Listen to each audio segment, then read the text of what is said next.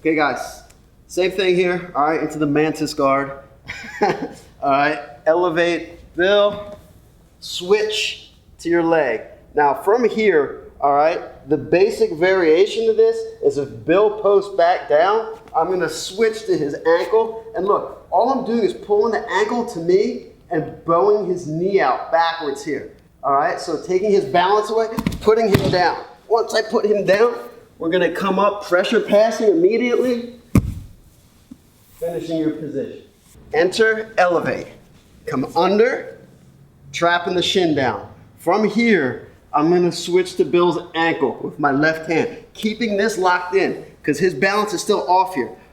His balance is not gonna be good going backwards because I'm gonna be pulling his heel and lifting the hammy at the same time, bending his knee. So watch, guys, a little awkward to come up here, so you need to bring your left leg inside.